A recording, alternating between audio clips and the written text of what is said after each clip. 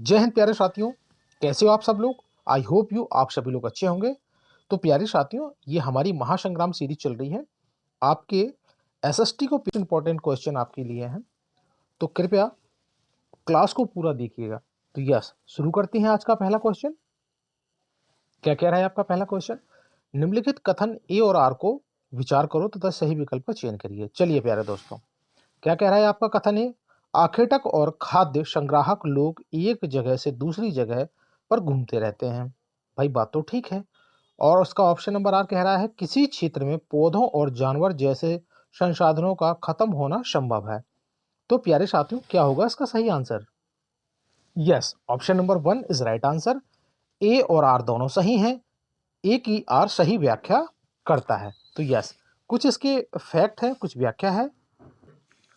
आखेटक और खाद्य संग्राहक लोग एक जगह से दूसरी जगह पर घूमते रहते हैं क्योंकि किसी क्षेत्र में पौधों और जानवरों जैसे संसाधनों का खत्म होना संभव है। इसके अतिरिक्त आखेटक एवं खाद्य संग्राहक समुदाय के लोगों का, दोस्तों इसका मेन आपका वाक्यांश है आखेटक खाद्य संग्राहक लोग ये भोजन की तलाश में ना एक जगह से दूसरी जगह घूमते रहते थे। देखो बेसिक सा फैक्ट है और कुछ नहीं है। और जानवरों का शिकार, मौसम में आने वाले बदलाव एवं पानी की उपलब्धता की खोज आदि में हो सकते थे। तो ये आपका इसकी व्याख्या थी। Question number 32। ऊन, पेड़ों की छाल, कपास, पटुआ तथा शन को तैयार करने के काम विधवाओं, सक्षम असक्षम महिलाओं, भिक्षुणियों, वृद्धों, वेश्याओं, राजा व अवकाश प्राप्त दासियों, सेविकाओं और अवकाश प्राप्त देवदासियों को लगाया जा सकता है। यह कताई बुनाई कारखानों पर दिए गए निर्देश निम्नलिखित में से किस ग्रंथ में वर्णित हैं? चलिए प्यारे साथियों, ऑप्शन नंबर वन कह रहा है आपका ये मुद्रा राक्षस में वर्णित है। ऑप्शन नंबर बी कह रहा है रास तरंगिणी में। और ऑप्शन नंबर थर्ड कह रहा है अर्थशास्त्र में। ऑप्शन नंबर फोर कह रहा है बृहत कथा मंच। तो दोस्तों इसका राइट आंसर होगा ऑप्शन नंबर थर्ड। ये किस में है वर्णित? ये अर्थशास्त्र में वर्णित है। Okay, option number third is right answer. Question number 34। ऊंची भीतरी छत में प्रतिच्छेदी मेहराबों वाली वास्तुकला की यह शैली के बीच समान है। तो क्या है प्यारे साथियों? चलिए भाई, ऑप्शन नंबर वन क्या कह रहा है? वृंदावन का गोविंद देव मंदिर और फतेहपुर सीकरी के महलों का। ऑप्शन नंबर टू कह रहा है बंगला गुम्बद मंदिरों और जोधाबाई के महल का। ऑप्शन नंबर थर्ड कह रहा है विजयनगर और सहान जहानाबाद के महलों का। ऑप्शन नंबर फोर कह रहा है कुतुब मीनारों और राज राजेश्वरी मंदिर का। तो दोस्तों इसका सही आंसर होगा ऑप्शन नंबर वन, वृंदावन का गोविंद देव मंदिर और फतेहपुर सीकरी के महलों की तरह। Option number one is right answer. एक छोटी सी व्याख्या है। ऊंची भीतरी छत में प्रतिच्छेदी मेहराबों वाली वास्तुकला की यह शैली वृंदावन का गोविंद देव मंदिर और फतेहपुर सीकरी के महलों के बीच समान है। फतेहपुर सीकरी की स्थापना मुगल शासक अकबर द्वारा की गई थी। यह उत्तर प्रदेश के आगरा जिले में अवस्थित है। वहीं दूसरी ओर वृंदावन में स्थित गोविंद देव मंदिर का निर्माण आमेर के राजा मानसिंह ने करवाया था। वृंदावन का गोविंद देव मंदिर उत्तर प्रदेश के मथुरा जिले में अवस्थित है। राज राजेश्वर मंदिर का निर्माण चोल शासक राज राजा प्रथम के द्वारा कराया गया था। तो आई होप यू आप लोग समझ गए होंगे। Question number 35। सातवीं सदी के आते आते भारतीय उपमहाद्वीप में निम्नलिखित राजनीतिक बदलाव आ चुके थे। तो क्या होगा प्यारे साथियों? ऑप्शन नंबर वन कह रहा है बड़े भूस्वामी और योद्धा सरदार राजा बन सकते थे। ऑप्शन नंबर बी कह रहा है प्यारे साथियों ब्राह्मणों ने अपनी परंपरागत पेशे को छोड़कर शस्त्र उठाए थे। तो क्या होगा प्यारे साथियों सही answer? Yes, option number third is बिल्कुल राइट आंसर है इसका। ए और बी दोनों के दोनों सही हैं। क्वेश्चन नंबर 39 क्या कह रहा है? ए और बी को मिलाइए। चलिए भाई, ऑप्शन नंबर वन कह रहा है राजा राम मोहन राय क्या विधवा गृह के लिए थे? स्वामी दयानंद सरस्वती लड़कियों के लिए स्कूल के लिए बनवाए थे? पंडिता रमाबाई आर्य समाज या ईश्वर चंद्र विद्यासागर? चलिए प्यारे साथियों फटाफट इसका मिलान कर दीजिए, क्या होगा सही? चलिए भाई, राजा राम मोहन राय क्या किया था उन्होंने? अरे ब्रह्म समाज की स्थापना की थी कि नहीं की थी? वेरी गुड, बहुत बढ़िया। और उसके बाद क्या कह रहा है? स्वामी दयानंद सरस्वती ने क्या किए थे? आर्य समाज के से संबंधित थे। ओके, उसके बाद क्या आ रहा है आपका? पंडिता रमाबाई, भाई इन्होंने क्या किया था, बताइए बताइए। यस, ऑप्शन नंबर 1 विधवा गृह। और उसके बाद आपका लास्ट बच गया ईश्वर चंद्र विद्यासागर। अब ईश्वर चंद्र विद्यासागर जी ने क्या किया था भाई, इन्होंने लड़कियों के लिए स्कूल बनवाए थे। यस, तो इस प्रकार आपका कूट हो गया, option number 3 is right answer. I hope आप लोग समझ गए होंगे। एक छोटी सी व्याख्या है, राजा राम मोहन राय ने 1828 ईस्वी में ब्रह्म समाज की स्थापना की। देखो दोस्तों ध्यान से, ये आपको क्वेश्चन मिलेंगे, एक ना एक नंबर के पक्का मिलेंगे, ठीक है। यह एक सामाजिक धार्मिक आंदोलन था जिसने तत्कालीन समाज को प्रभावित किया था। अब स्वामी दयानंद सरस्वती ने 1875 ईस्वी में आर्य समाज की स्थापना की। यह आंदोलन के पश्चात प्रभावों की प्रतिक्रिया स्वरूप हिंदू धर्म में सुधार हेतु प्रारंभ किया गया था। बिल्कुल बात ठीक है भाई। अब पंडिता रमाबाई प्रसिद्ध भारतीय सामाजिक कार्यकर्ता एवं समाज सुधारक थी। ध्यान से बच्चों, उन्होंने भारतीय महिलाओं के उत्थान हेतु विशेष कार्य किए। बाल विवाह का उन्मूलन, महिला शिक्षा का प्रसार, विधवा गृह। देखिए दोस्तों, इस बार क्वेश्चन आपका इससे बन गया है। अब अगली बार आपका क्वेश्चन किससे बनेगा, आपका उन्मूलन से बनेगा, महिला शिक्षा प्रसार से बनेगा, ठीक है। आदि इनके द्वारा किए गए प्रमुख कार्य थे। तो ध्यान रखना है दोस्तों, एक एक शब्द को, एक एक लाइन को अच्छे तरीके से समझना है। चलिए दोस्तों, ईश्वर चंद्र विद्यासागर प्रसिद्ध दार्शनिक, शिक्षाविद एवं समाज सुधारक थे। उन्होंने महिला शिक्षा को प्रोत्साहन देते हुए लड़कियों के लिए स्कूल बनवाया तथा विधवा पुनर्विवाह को मान्यता हेतु कार्य किए। अब देखो, इस बार आपका लड़कियों के लिए बना है, अगली बार आपका विधवा पुनर्विवाह की मान्यता हेतु कार्य से बन जाएगा क्वेश्चन, ठीक है। तो आई होप आप लोग समझ गए होंगे।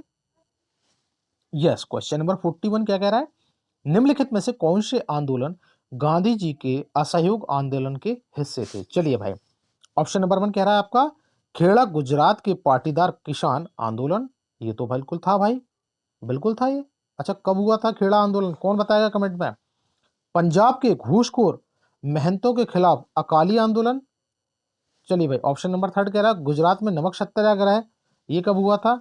ऑप्शन नंबर डी कह रहा है आंध्र प्रदेश के गुंटूर जिले के गरीब किसान और जनजातियों द्वारा वन सत्याग्रह। तो बताइए प्यारे साथियों, क्या होगा इसका सही कूट, चलिए जल्दी बताइए। तो प्यारे साथियों, इसका option number 4 is right answer. देखिए भाइयों, आपका पहला क्या हुआ था, खेड़ा गुजरात के पाटीदार किसानों के आंदोलन, बिल्कुल सही बात है, ये हुआ था। और उसके बाद गुजरात में नमक सत्याग्रह हुआ था, ये बात भी बिल्कुल सही है। तो इसका सी ऑप्शन भी बिल्कुल ठीक हो गया, ठीक है। और ऑप्शन नंबर डी आपका क्या कह रहा है, आंध्र प्रदेश में गुंटूर जिले के गरीब किसानों और जनजातियों द्वारा वन सत्याग्रह, बिल्कुल इसमें भी शामिल थे गांधी जी। अब इसकी व्याख्या है, खेड़ा गुजरात के पाटीदार किसान आंदोलन गुजरात में नमक सत्याग्रह तथा आंध्र प्रदेश में गुंटूर जिले के गरीब किसान और जनजाति द्वारा वन सत्याग्रह गांधी जी द्वारा चलाए गए असहयोग आंदोलन के हिस्से थे। असहयोग आंदोलन महात्मा गांधी द्वारा 1920 में आरंभ किया गया था और वर्ष 1922 में चोरा चोरी घटना के बाद यह आंदोलन वापस ले लिया गया था। क्यों ले लिया गया था भाई, इसमें निर्दोष पुलिस वाले कौन थे, भारतीय थे, उनकी हत्या हो गई थी, इसके कारण गांधी जी ने वापस ले लिया था असहयोग आंदोलन, ठीक है। उसके बाद क्या भाई, इस आंदोलन के दौरान देश के विभिन्न भागों में अलग अलग तरीके से विरोध प्रदर्शन हो गए थे। तो इसका राइट आंसर है ऑप्शन नंबर 4। क्वेश्चन नंबर 42 क्या कह रहा है, 1905 की बंगाल विभाजन के बाद से स्वदेशी आंदोलन को भारत के किस क्षेत्र में वंदे मातरम आंदोलन के नाम से जाना गया। तो बताइए दोस्तों, किसे वंदे मातरम आंदोलन के नाम से जाना गया था, क्या होगा right answer. Yes, option number 2 is right answer, बिल्कुल आंध्र प्रदेश, बिल्कुल सही कहा आप लोगों ने। यस, एक रोल प्ले नाटक में सौर मंडल के ग्रहों को सही आकार में दर्शाने के लिए एक शिक्षक दो समान कद और वजन के छात्रों को चुनता है। निम्नलिखित में से कौन से दो ग्रहों का अभिनय वे कर रहा है। देखिए दोस्तों, ज्योग्राफी का सवाल भी पूछ लिया है आपसे शिक्षण विधियों के द्वारा, ठीक है ना। क्या वह है, शुक्र व बुध ग्रह के, शनि व पृथ्वी, पृथ्वी एवं चंद्रमा, पृथ्वी एवं शुक्र। तो भाई पृथ्वी और शुक्र, पृथ्वी की जुड़वा बहन किसे कहा जाता है, शुक्र को ना, आई थिंक। तो बिल्कुल सही है ना। Yes, option number 4 is right answer. Yes, अगर आप जीरो अक्षांश पे हैं तो आप रिक्त स्थान पे खड़े होंगे। चलिए दोस्तों, ऑप्शन नंबर 1 कह रहा है विस्तृत प्रजाति पे खड़े होंगे। उत्तरी ध्रुव पे खड़े होंगे, मकर रेखा पे होंगे या दक्षिणी ध्रुव व्रत पे होंगे? तो क्या होगा प्यारे साथियों? Yes, option number 1 is right answer. भाई विषुवत व्रत पे आप खड़े होंगे। देखिए, अगर आप 0 अक्षांश पे हैं तो आप विषुवत व्रत पर खड़े होंगे। विषुवत व्रत एक काल्पनिक व्रत है जो पृथ्वी को दो भागों में बांटता है, एक उत्तरी गोलार्ध और दूसरा दक्षिणी गोलार्ध। जब पृथ्वी पर स्थित विषुवत व्रत पर सूर्य की किरणें लंबवत पड़ती हैं तो सभी जगह दिन और रात बराबर होती है। अब भाई वो कौन से दिन होते हैं? 23 सितंबर और 21 मार्च को संपूर्ण पृथ्वी पर दिन और रात की अवधि बराबर होती है। ठीक है दोस्तों, पृथ्वी पर विषुवत व्रत के अतिरिक्त 2 अन्य व्रत कर्क और मकर रेखाएं भी पाई जाती हैं। Yes, option number 1 is right answer. I hope आप समझ गए होंगे। क्वेश्चन, प्राकृतिक पर्यावरण के 4 क्षेत्र, इनमें से 2 वायुमंडल और जैव मंडल हैं, बाकी के क्या है भाई? चलिए भाई बताइए। ऑप्शन नंबर 1 जलमंडल और मध्यमंडल, जलमंडल और स्थलमंडल, स्थलमंडल और मध्यमंडल, स्थलमंडल और समताप मंडल। तो प्यारे साथियों, ऑप्शन नंबर 2 इसका राइट आंसर होगा, जलमंडल और स्थलमंडल। रिक्त स्थान की सही विकल्प को भरिए। चलिए भाई, ये पहरी घास के मैदान है। ये एक क्वेश्चन आपको घास के मैदानों से मिलने वाला है। देख लीजिएगा, सारे के सारे जितने भी घास के मैदान हैं एक बार रिवाइज कर लीजिएगा। चलिए भाई, क्या कह रहा है ऑप्शन नंबर 1?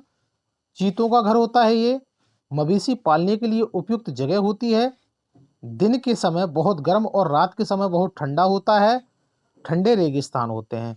तो दोस्तों, आप सबसे पहले जितने भी घास के मैदान हैं, ठीक है ना, उनको एक बार याद कर लीजिएगा, ध्यान से रिवाइज कर लीजिएगा, क्योंकि घास के मैदान से आपको एक न एक क्वेश्चन मिलेगा ही मिलेगा। तो अपना 1 नंबर का नुकसान नहीं करना है। अब भाई इसका राइट आंसर होगा, भाई इधर ना मवेशी पालने के लिए उपयुक्त जगह होती है, क्योंकि ये घास के मैदान पाए है ना, पेरी घास के मैदान है। अब ये कहाँ पे है? यह उत्तरी अमेरिका महाद्वीप में स्थित एक प्रकार के घास के मैदान है। अब पेरी घास के मैदान का विस्तार संयुक्त राज्य अमेरिका, कनाडा, मैक्सिको देश में है। यह विशाल घास का मैदान अन्य भंडार संपूर्ण विश्व में पेरी क्षेत्र गेहूं उत्पादन के लिए जाना जाता है। पेरी का अधिकांश क्षेत्र संयुक्त राज्य अमेरिका के अंतर्गत आता है। तो दोस्तों, ये घास के मैदान वाला पक्का देख लीजिएगा, रिवाइज कर लीजिएगा, 1 नंबर आपको दे के जाएगा। यस, निम्नलिखित कथनों में से कौन से कथन भोपाल त्रासदी के संबंध में सही है? चलिए भाई, जहरीली गैस के संपर्क में आने वाले अधिकांश लोग गरीब कामकाजी परिवारों से थे। बिल्कुल बात सही है भाई, ये तो बिल्कुल सही बात है। ऑप्शन नंबर 4 कह रहा है, इस त्रासदी से जीवित बच निकलने वाले लोगों ने सर्वोच्च न्यायालय में बिना अपील किए कंपनी द्वारा दिए गए मुआवजे को स्वीकार कर लिया था। ये बात भी नहीं है भाई। तो राइट आंसर हुआ प्यारे साथियों ऑप्शन नंबर 3 भाई। ये MIC मेथाइन आइसोसाइनेट ना एक बहुत ही खतरनाक कीटनाशक की एक फैक्ट्री थी भोपाल के अंदर में, उसमें लीकेज हो गया था, तकरीबन काफी सारे लोगों की मृत्यु हुई थी। यस, विधायिका और कार्यपालिका न्यायपालिका के काम में हस्तक्षेप नहीं कर सकती। यह कथन भारतीय संविधान के किस सिद्धांत को दर्शाता है? चलिए प्यारे साथियों, न्यायिक समीक्षा को दर्शाता है, शक्तियों का बंटवारा को, या आधारभूत संरचना का सिद्धांत, या न्यायिक सक्रियता। तो प्यारे साथियों, ऑप्शन नंबर 3 इसका राइट आंसर होगा, यह शक्तियों का बंटवारा है। अब देखिए, कुछ छोटी सी व्याख्या है। विधायिका और कार्यपालिका न्यायपालिका के काम में हस्तक्षेप नहीं कर सकती। यह कथन भारतीय संविधान की शक्तियों के बंटवारे को दर्शाता है। भारतीय सर्वोच्च या उच्च न्यायालय की स्थापना वर्ष कब हुई थी? ध्यान रखना है दोस्तों, 1950 को हुई थी। मिल गया एक और क्वेश्चन आपको। भारतीय संविधान की प्रस्तावना सभी नागरिकों को किन 2 प्रकार की समानता सुनिश्चित करती है? चलिए दोस्तों, प्रतिष्ठा और अवसर, बिल्कुल, आय और धन, संपत्ति और प्रतिष्ठा, अवसर और आय। भाई संपत्ति का अधिकार किससे कब अलग हुआ था? ये कमेंट में बताना। आ जाते हैं क्वेश्चन। तो प्यारे साथियों, इसका सही आंसर होगा ऑप्शन नंबर 1, प्रतिष्ठा और अवसर। अब देखिए, भारतीय संविधान की प्रस्तावना सभी नागरिकों को प्रतिष्ठा और अवसर की समानता सुनिश्चित करती है। भारतीय संविधान की प्रस्तावना को 26 नवंबर 1949 को संविधान सभा द्वारा अपनाया गया था। संविधान सभा की प्रस्तावना जवाहरलाल नेहरू के द्वारा 13 दिसंबर, कब की बात है भाई? 13 दिसंबर 1946 को पेश किए गए उद्देश्य प्रस्ताव पर आधारित थी। यस, आ गया मजा। बाजारों और उनकी कार्य विधियों की संकल्पना को सुदृढ़ करने के लिए एक शिक्षक के पास उसकी इकाई योजना यूनिट प्लान की 3 विषय हैं। चलिए भाई, क्या क्या है वो। ऑप्शन नंबर 1 कह रहा है बाजार और मूल्य वृद्धि, और ऑप्शन नंबर बी कह रहा है मोहल्ले के बाजार, ऑप्शन नंबर सी कह रहा है बाजारों की श्रृंखला। तो क्या होगा सही आंसर प्यारे साथियों? तो यस प्यारे साथियों, इसका सही आंसर होगा ऑप्शन नंबर 2, बी सी ए। योजना सामाजिक विज्ञान की सारी पाठ्यचर्यागत और पाठ्य सहगामी क्रियाकलापों का संकलन होता है जो कि उस विशिष्ट शैक्षिक वर्ष में संचालित किए जाते हैं। क्या होगा भाई दोस्तों? साप्ताहिक होगा, दैनिक होगा, इकाई होगा या वार्षिक होगा? तो प्यारे साथियों, इसका राइट आंसर होगा ऑप्शन नंबर 4, वार्षिक। यस, अधिगमकर्ता विश्लेषण कौशल का आकलन करते हैं। कैसे करेंगे भाई? चलिए भाई, ऑप्शन नंबर 1 क्या कह रहा है सहारा रेगिस्तान के लोग किस प्रकार के वस्त्र पहनते हैं। ऑप्शन नंबर बी कह रहा है सहारा रेगिस्तान की जलवायु इतनी कठोर और गर्म है तब भी वहां पर लोग भारी वस्त्र क्यों पहनते हैं। उपयुक्त कारणों व उदाहरणों के साथ चर्चा कीजिए। चलिए भाई, और ऑप्शन नंबर सी कह रहा है आज का सहारा रेगिस्तान एक समय में हरा भरा मैदान हुआ करता था। आप इस कथन की जांच कीजिए। चलिए भाई, तो क्या होगा प्यारे साथियों इसका राइट आंसर? भाई इसका राइट आंसर होगा ऑप्शन नंबर 2, इसका बी सही है और ऑप्शन नंबर सी सही है। गुप्त काल के प्रथम कुलिक, क्या कह रहा है दोस्तों? कुलिक शब्द का अर्थ बताइए। चलिए भाई, ऑप्शन नंबर 1 कह रहा है मुख्य न्यायिक अधिकारी, ऑप्शन नंबर बी कह रहा है मुख्य व्यापारी, ऑप्शन नंबर दूसरा कह रहा है मुख्य बैंकर, और ऑप्शन नंबर 4 कह रहा है मुख्य शिल्पकार। तो प्यारे साथियों, इसकी छोटी सी व्याख्या है। गुप्त काल के प्रथम कुलिक शब्द का अर्थ मुख्य शिल्पकार है। देखिए, आपको मिल गया ना आंसर। क्या थे भाई? मुख्य शिल्पकार थे। और गुप्त काल में मुख्य न्यायिक अधिकार को महादंड नायक एवं मुख्य व्यापारी को, ये देखिए इससे बनेगा क्वेश्चन अब आपका। क्या कह रहा है दोस्तों? मुख्य न्यायिक अधिकार, इसका क्या होगा?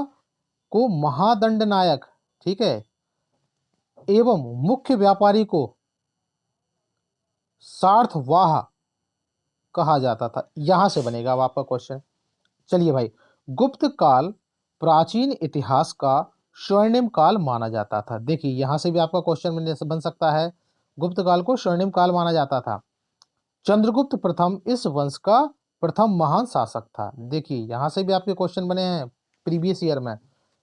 और चंद्रगुप्त द्वितीय का शासन काल प्राचीन भारतीय इतिहास का स्वर्ण काल माना जाता है। तो दोस्तों, इससे आपके कम से कम 4 क्वेश्चन बन सकते हैं, तो ध्यान रखिएगा इन बातों को। वह भूर्ज वर्च छाल कहां पाई गई जिस पर ऋग्वेद की वैदिक प्रथाएं सूक्त लिखी गई हैं। चलिए दोस्तों, क्या वह कश्मीर में पाई गई, महाराष्ट्र में पाई गई, बंगाल में या बिहार में? तो प्यारे साथियों, इसका राइट आंसर होगा वह कश्मीर में पाई गई थी। वह बुर्ज वर्च छाल कश्मीर में पाई गई जिस पर ऋग्वेद की वैदिक प्रार्थनाएं सूक्त लिखी गई हैं। ऋग्वेद 4 वेदों में सबसे प्राचीन वेद है। ऋग्वेद में विभिन्न वैदिक रचनाओं का वर्णन मिलता है। ऋग्वेद में 1000 से भी अधिक सूक्तों का वर्णन है। कितना है भाई? 1028 है ना? चलिए, सही है कि नहीं है? निम्नलिखित में से कौन सी तमिल कृति हमें आम पुरुषों और महिलाओं के जीवन के बारे में सूचित करती है?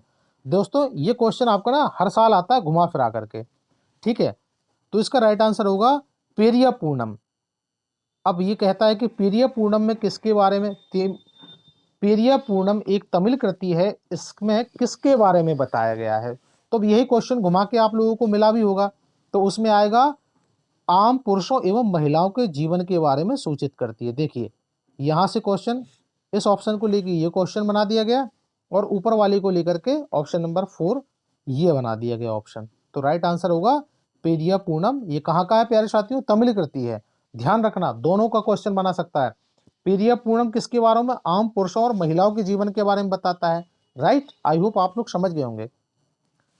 किस क्षेत्र में भूस्वामियों को वेल्लार कहा जाता है? चलिए दोस्तों, वेल्लार किसको कहा जाता है? महाराष्ट्र के क्षेत्र में, तमिल क्षेत्र में, पंजाब के अंदर में, बंगाल में। तो दोस्तों इसका राइट आंसर होगा ऑप्शन नंबर 2, तमिल क्षेत्र के अंदर में। वेल्लार कहाँ कहा जाता है? तमिल क्षेत्र में। चलिए, तमिल क्षेत्र में भूस्वामियों को वेल्लार कहा जाता है। अच्छा, दक्षिण काल भारत के प्राचीन इतिहास का एक कालखंड है। संगम काल नामक संगम साहित्य के नाम पर रखा गया। संगम का अभिप्राय तमिल कवियों के संगम या सम्मिलन से होता है, जो राजाओं के संरक्षण में आयोजित किया जाता है। संगम समाज 4 वर्णों में विभाजित है, जो इस प्रकार है। देखो, अरसर ये एक शासक वर्ग है, और उसके बाद अंडनार ये ब्राह्मण वर्ग है, वेलिनर वेलीगर ये क्या है? वर्णिक वर्ग हैं, और वेलार क्या है? आपके भूस्वामी किसान हैं। तो दोस्तों मोस्ट इंपॉर्टेंट है, ये मोस्ट आईएमपी है, ठीक है। ये आपको क्वेश्चन मिलेगा, ये आपको एक क्वेश्चन इसमें से मिलेगा, ध्यान रखना है। दोबारा से रिपीट कर रहा हूं, अरसर शासक वर्ग हैं, अंडनार ब्राह्मण वर्ग हैं, वेनिगर वर्णिक वर्ग हैं, और वेलार भूस्वामी, जो आपका बन चुका है क्वेश्चन, राइट।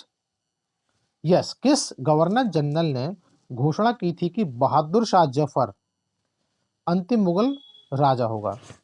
तो भाई ये तो आपको पता होगा किसने की थी, ये कैनिंग ने की थी ना। Option number 1 is right answer. अब देखिए, लॉर्ड कैनिंग ने घोषणा की थी कि बहादुर शाह जफर अंतिम मुगल राजा होगा, और 1857 ईस्वी में भारतीयों ने ब्रिटिश सत्ता के विरुद्ध एक बड़ा और व्यापक विद्रोह किया था, परंतु यह विद्रोह असफल रहा। इस विद्रोह में भाग लेने वालों में मुगल सम्राट बहादुर शाह जफर, जो मुगल बादशाहों का सबसे अंतिम बादशाह था, जफर भी शामिल था, जिसे विद्रोह के बाद बंदी बनाकर रंगून भेज दिया गया था। कहाँ? रंगून भेज दिया गया था, रंगून जेल में भेज दिया गया था, और वहीं वर्ष 1862 में उसकी मृत्यु हो गई थी। मृत्यु क्या? उसकी हत्या कर दी गई थी। निम्नलिखित में से किस भाषा में केसरी अखबार छपता था? चलिए दोस्तों बताओ, ध्यान रखना दोस्तों, किसमें छपता था केसरी? अरे किसमें छपता था भाई साहब? ये मराठी भाषा में छपता था, ठीक है। देखो, मराठी भाषा में केसरी अखबार छपता था। केसरी अखबार का प्रकाशन किसने किया था? बाल गंगाधर तिलक चाचा जी ने किया था, द्वारा मुंबई में किया गया था। बाल गंगाधर तिलक ने मराठा नामक समाचार पत्र का प्रकाशन अंग्रेजी में किया था। देखो, दूसरा आपको यहां से मिल गया, जो मराठा नाम का जो समाचार पत्र था, वो किस भाषा में लिखा था? वो आपके अंग्रेजी भाषा में लिखा था। देखो, मिला आपको? अगली बार ये आप लोगों को मिलेगा। ये भारतीय राष्ट्रीय कांग्रेस के उग्रवादी गुट के प्रमुख सदस्य और प्रबल राष्ट्रवादी नेता थे। कौन थे भाई साहब? आपके बाल गंगाधर तिलक। तो समझ में आ गया, केसरी किस भाषा में लिखा है? मराठी भाषा में। और मराठा नामक समाचार पत्र किस भाषा में लिखा गया है? अंग्रेजी भाषा में। तो दोनों आप समझ गए होंगे। निम्नलिखित में से किस एक्ट से भारतीय संविधान द्वारा काफी संख्या में प्रावधान किए गए हैं? भाई सबसे प्यारा है ये, कौन सा था भाई? आजादी से पहले जब भारत देश आजाद हो रहा था, तो भारत का शासन किसके द्वारा चलता था? अरे भाई, भारत शासन अधिनियम 1935 के द्वारा। समझ में आया कि नहीं आया? अब देखो, इसको कहते हैं भारत शासन अधिनियम 1935 से भारतीय संविधान द्वारा काफी संख्या में प्रावधान लिए गए हैं। 1935 का अधिनियम एक विस्तृत और व्यापक दस्तावेज था। इस अधिनियम में 321 अनुच्छेद और 10 अनुसूचियां थी। इस अधिनियम द्वारा एक अखिल भारतीय संघ की स्थापना की गई थी, और इसी अधिनियम के अंतर्गत भारत का संघीय न्यायालय बनाया गया था। तो आई होप आप लोग समझ गए होंगे। चलिए भाई, सूर्य पूर्व से उदय होता है। अब भाई क्यों होता है, किस लिए? ये बात ठीक है। अरे पृथ्वी पूर्व से पश्चिम की ओर चक्कर लगाती है? नहीं लगाती ना भाई साहब। पृथ्वी पश्चिम से पूर्व की ओर चक्कर लगाती है। बिल्कुल सही बात है दोस्तों, ये ऑप्शन नंबर 2 यही होगा इसका राइट आंसर। चलिए तीसरा और पढ़ लेते हैं। पृथ्वी अपने अक्ष पर झुकी हुई है, ये बात तो ठीक है, पर आपका क्वेश्चन क्या कर रहा था? सूर्य पूर्व में उदय होता है, क्योंकि ठीक है, सूर्य पूर्व में इसीलिए उदय होता है कि पृथ्वी पश्चिम से पूर्व की ओर चक्कर लगाती है, इसीलिए आपको पूर्व दिशा में दिखाई देता है। अब आज के बाद कोई भी भूल नहीं जाना इस क्वेश्चन को। अच्छा, चौथा क्या करा? पृथ्वी का चक्कर 24 घंटे लगाता है। पृथ्वी 24 घंटे चक्कर लगाती है? नहीं, ये सब फालतू के बकवास है, ठीक है। तो इसका राइट आंसर हुआ option number 2 is right answer. चलिए दोस्तों, मोस्ट इंपॉर्टेंट क्वेश्चन है, ध्यान रखना दोस्तों। ये आपको नंबर दे के जाएगा, इसको बोलते हैं most important question, most IMP question है, मिलेगा आपको, छपेगा ये पेपर में, इससे नंबर लेना है, उसको छोड़ना नहीं है। क्या कह रहा है, संगमरमर अवसादी सेल होता है क्या भाई, गलत। बलुआ पत्थर, जीवाश्म ईंधन, कोयला, आर्गनेय सेल, ग्रेनाइट, कायांतरित सेल। तो बताओ प्यारे साथियों क्या होगा सही आंसर। चलिए भाई हम बताएंगे, टेंशन क्यों ले रहे हो। आपका संगमरमर क्या होता है, संगमरमर आपके होती है कायांतरित सेल होती है। ओके चलो, और उसके बाद क्या कह रहा है, बलुआ पत्थर क्या होता है, बलुआ पत्थर आपकी अवसादी सेल होती है। चलिए दोस्तों, कोयला क्या है, कोयला ये आपका एक जीवाश्म ईंधन है। और उसके बाद ग्रेनाइट क्या है भाई, ग्रेनाइट क्या है, बताओ बताओ, ग्रेनाइट आपकी आर्गनेय शेल है। तो इस प्रकार आपका सही कूट हुआ, option number 1 is right answer. Deccan पठार अपने पश्चिमी भाग पर कौन सी भौतिक विशेषता से जुड़ा हुआ है, सतपुड़ा श्रेणी से, विंध्य श्रेणी से, शाहिद्री से, या नीलगिरी से। तो प्यारे साथियों इसका राइट आंसर होगा ऑप्शन नंबर 3 शाहिद्री से। चलिए, दक्कन पठार अपने पश्चिमी भाग पर शाहिद्री भौतिक विशेषता से जुड़ा हुआ है। शाहिद्री को दो भागों में विभाजित किया जाता है, उत्तरी शाहिद्री और दक्षिणी शाहिद्री। कालसुबाई उत्तरी शाहिद्री की सर्वोच्च पर्वत चोटी है। देखो इस बार आपको मिलेगा ये पेपर में, कौन सी है दोस्तों, कालसुबाई उत्तरी शाहिद्री की सर्वोच्च पर्वत चोटी है, मिलेगा ध्यान रखना। तथा कुर्देमुख दक्षिणी शाहिद्री की सर्वोच्च पूर्वत चोटी है। दक्कन पठार का विस्तार मध्य प्रदेश और महाराष्ट्र राज्य में सतपुड़ा विंध्य श्रेणी मध्य प्रदेश में स्थित है, जबकि नीलगिरी पर्वत श्रेणी केरल, कर्नाटक और तमिलनाडु में स्थित है। तो आई होप यू इससे आपको मैंने बहुत सारी चीज क्लियर कर दी होंगी। तो प्लीज ये शेयर करना और दूसरे भाइयों का भी भला हो जाए, ठीक है। तो यहाँ पे आपकी क्लास होती है कंप्लीट। आई होप यू आज का सेशन आपको अच्छा लगा होगा। तो प्लीज़ अपने सर के लिए, अपने बड़े भाई के लिए लाइक सब्सक्राइब जरूर करें। तो मिलते हैं अगले सेट में। जय हिंद, वंदे मातरम।